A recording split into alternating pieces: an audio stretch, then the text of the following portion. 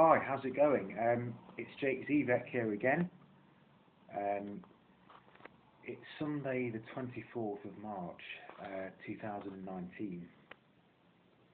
I need to apologise for the lack of video quality. This is being recorded on a very bare bones phone that I purchased in Cambodia.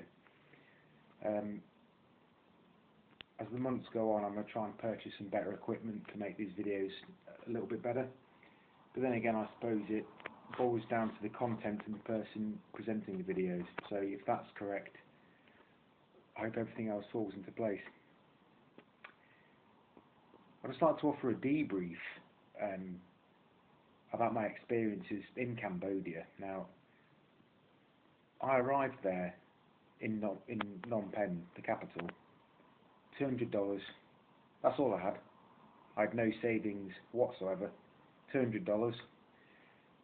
That was in Thai baht, that's 8,000 baht. That's all I had. I didn't have the option of going to a cash machine and withdrawing funds in case of an emergency. So I arrived at the Cambodian border. $200, I got a tourist visa. It was a one-way trip. By far the most nerve-wracking and dangerous experience I've ever gone through.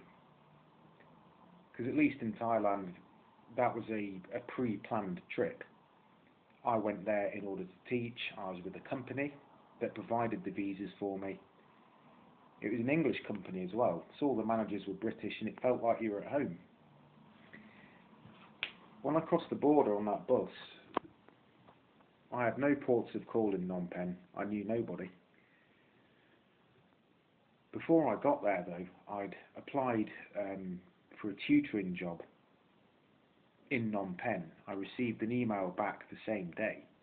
So when I arrived, I had an interview that week with a private teaching company. So at least I had a job.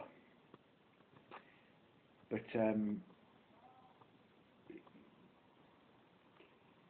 very strange feeling just having $200 to my name in a country I'd never been to, didn't know anybody. But so I pretty much went hungry for 6 months. Not really starving, but the hours I'd got through this teaching gig were part-time. I'd cycle on a bike 5.5 miles to teach a lady that owned an animal feed company. Lovely lady. Teaching her was very enjoyable. It was always interesting. But quite a lot of the time I was lightheaded from being hungry. This isn't made up. This is as bad as it gets. This wasn't a glam packer thing where I was pretending to be down and out. This was an emergency. Life experience-wise, it's been invaluable. It's made me mature. I can appreciate stuff a lot more. But there were times when I wasn't sure if I'd ever be able to come back to England. I mean, when you've got a lack of money in a foreign country, it's not just not being able to eat, which is the problem. What if you can't afford to extend the visa? Things like that. It was fortunately when I was on overstay, I went to a visa office, a travel agent, and he paid for my overstay. I gave him the money, and all the paperwork was sorted out. That wasn't a problem. And whenever money was a problem, I could receive an advance from my wages. So I wasn't working for a school, I was working for a private tutoring agency. The first student, as I said, she was in her mid-40s, really good student. I taught her for 5 months, and my second student was a boy who lived in a posh neighbourhood of Phnom Penh. And even by Western standards, this boy was very rich. I mean, automatic gates. So by Western standards, the house would still be deemed prestigious. That's the best word I can find. And he went to a private school, so his family had a few bob. So I lived in various dormitories, which are quite rough, full of crazy people. I met this very nice French girl in one of the dormitories. I couldn't do anything, so I couldn't get my own room. I didn't have the money. That's the thing. If people think if you're a Westerner going to teach in Asia, you're there to mess about with the local girls. That's not true. There's lots of Western girls that are very nice there as well. This French girl was gorgeous. In some of my darkest moments, she lent me some money to eat. I will always be grateful for that. I can't remember her name. So to get back on track, I was working for a teaching agency for about 5 or 6 months. So I'd teach the woman every day for an hour, and I'd teach the boy on the weekends. His family wanted to keep me on even when he went back to school, so I must have made a decent impression. But in Phnom Penh in Cambodia, having the part-time hours, it didn't provide enough money. So I was living hand to mouth. I'll be grateful. I lived in a Danish hostel. I won't name them, but I'm very grateful to the help I received. They let me live on tab, and I was provided with a bicycle. So that was invaluable because I used the bike to travel to the sites. I didn't have to use tuk-tuks. I wasn't being ripped off. Thank you, Hannah. And I will try and remunerate you at some point. I have not forgotten. So having the bicycle really helped. The roads are insane over there, but I survived, amazingly. So I was teaching for about 5 months with this, for a private tutoring company. And as you're teaching, you're always sending off CVs to new places.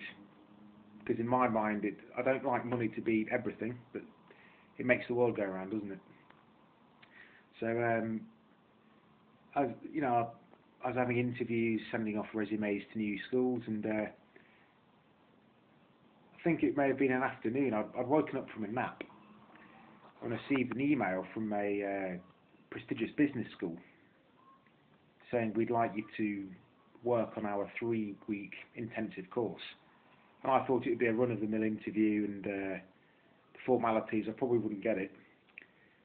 I got the job, and this university, it taught accountancy, $25 an hour.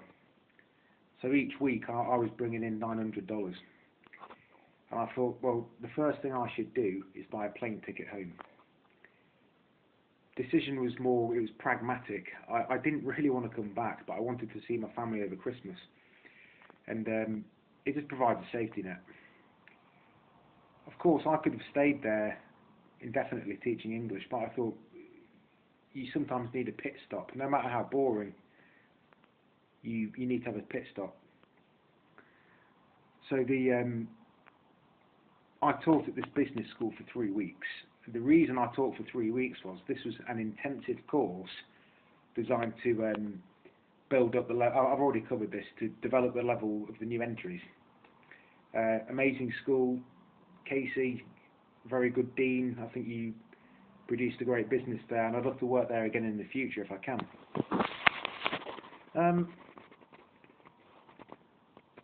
The reason I enjoyed the experience in Cambodia was that it was spontaneous. I mean, leaving Thailand so suddenly on a coach, I remember being at the bus station in Thailand, and there's an Australian guy loading up the coach.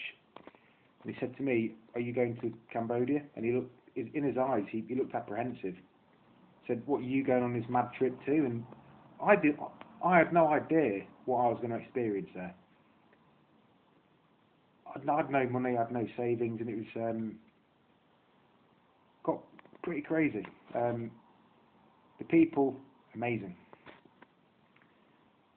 What have I learned from almost starving to death in Cambodia? I mean, I can appreciate things a lot more, and I got to see how different they were from the Thais, the Khmer people. I think they've got a unique rustic charm. I've got a lot of time for them. I have to say though, going on a coach to a country with $200 on a tourist visa, no savings to speak of at all, it was pretty crazy. yes, I have still got the travel bug. It will never go away. I still want to teach, but if I ever do it again, I want it to be done under more secure circumstances. It's but being able to to live in two countries in Asia, that was ticked off some boxes on my bucket list, I must say. But I was just very lucky to get the job at the business school, CAMED, because if I didn't, I'm not sure if I would have ever been able to come back to England. So this is, I hope the quality is better in this video. I know I should have planned this conversation before I presented it. I'm new at doing YouTube videos, please bear with me. As I said, if you ever want to visit Cambodia, I recommend it. It is different from Thailand. Less infrastructure, but the people have got hearts, they've got charm. I preferred them to the Thais. I met some interesting characters there. Yeah, it was a fascinating time. As I said, I mean, teaching-wise for me, I'll probably be doing a CELTA course in Belfast at some point. And then I'll try and make inroads into teaching in the Middle East or Vietnam. So the main ambition at the moment is to save money doing mundane jobs, and then obtain the CELTA, recognised internationally, prestigious, good qualification. Anyway, this has been Jake Zivek on a Sunday afternoon. Thank you, take care, cheers.